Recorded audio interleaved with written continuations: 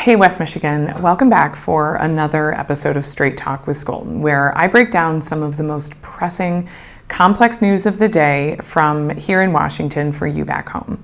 This week has been all about trying to pass the Republicans' budget reconciliation bill. It's a bad bill. They are calling it one big beautiful bill. Well, I have another B word: betrayal. It's a betrayal of the American people, a betrayal of healthcare, a betrayal of fiscal responsibility. I'm going to get into the weeds in a moment, but I want to underscore how bad this bill is and how much Republicans are trying to hide it from the American people. So first, when the Republicans wanted to pass the budget proposal, the overarching view, there were holdouts. They knew how bad this bill would be for everyday working families. So President Trump called them to the White House, and when he did, he told them, just close your eyes and vote for it. Close your eyes to the suffering. They did. They passed the proposal. But then when it had to pass through the budget committee, they couldn't even get it done in broad daylight. It failed. So the budget committee called a second hearing at 10 p.m. in order for them to vote for it. The only reason it passed was because several members voted present instead of voting in favor. The House Rules Committee started their hearing on this bill at 1 o'clock in the morning, bringing these amendments and these arguments through the dead of night while we are bringing it to light. So let me give it to you straight. This might be a little long, so feel free to put your AirPods in and go for a walk. This bill cuts healthcare and reorganizes wealth in this country away from the poor and the middle class in favor of the ultra wealthy and corporations. Actually, let me be more specific. It is the largest healthcare cut in American history and the largest handout to the wealthy and corporations in American history. This bill is so bad that it's impossible to even get into it in one go. For today, we're going to talk about two big components: healthcare and the money grab. So let's talk about healthcare first. In my last week's episode of Straight Talk with Scholten, we covered in depth how this bill will provide devastating cuts to the Medicaid program, forcing millions of Americans off of health insurance they need to keep their families alive. If you didn't give it a listen, go back. I was joined by the CEO of Cherry Health, Tasha Blackman, an incredible advocate in our community, and listen in there. But that is not the only thing that it does. Many people are thinking this is a bill that just cuts Medicaid, but actually there are also major cuts to our entire healthcare structure here.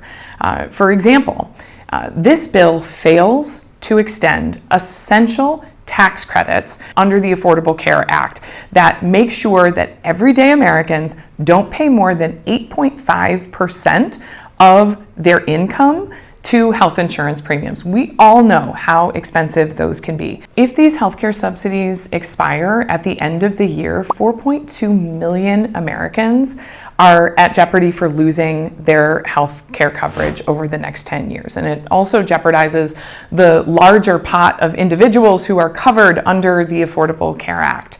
That's why this week in the Rules Committee, I introduced an amendment to try and protect these subsidies. While Republicans in Congress are fighting tooth and nail to take your health insurance away, I'm working every day to not only protect what we have, but to expand access to affordable, high-quality health care in the United States of America. The House Congressional Budget Office, which we call by the acronym the CBO, finally released its scoring of this bill. That's right, Republicans were going to vote on it without even knowing how much it costs. Let's look at the numbers.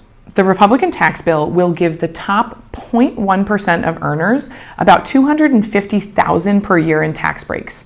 That breaks out to about $700 a day. To put that in perspective, and by contrast, the average Michigan household that receives food assistance gets less than $300 a month to put food on the table, and we're giving them $700 a day. So while the ultra-rich are making tens of thousands more a year, the lowest earning 20% of Americans would receive an average of $90 a year in tax breaks. That's about $750 a month, barely enough to buy a dozen eggs right now. And when you factor in the cuts to essential government programs, they'd actually never see more than about $90 a year, as their after-tax income is projected to drop by $1,000 in 2026. That's a net loss of over $900 at a time when folks are already going paycheck to paycheck to make ends meet. Now, you might be wondering, where's all this money coming from? How are they going to manage to shell out hundreds of thousands of dollars annually to the most wealthy among us? Well, it's in two ways. One, as we discussed, it is by cutting Medicaid and SNAP benefits, but two, they're also not going to be able to afford it, because even after cutting all of those benefits, it's still not enough to pay for the corporate giveaways. So they're actually raising the debt ceiling by almost $4 trillion. A move so irresponsible, the United States lost our golden AAA credit rating this week as a result. Also going to make things more expensive for everyday Americans. So not only are they ripping away your hard-earned money, they're slashing your hard-earned benefits as well. It's a 1-2 punch straight to the gut of the most vulnerable Americans. The Republican Party is no longer the party of family values. They're not the party of fiscal responsibility.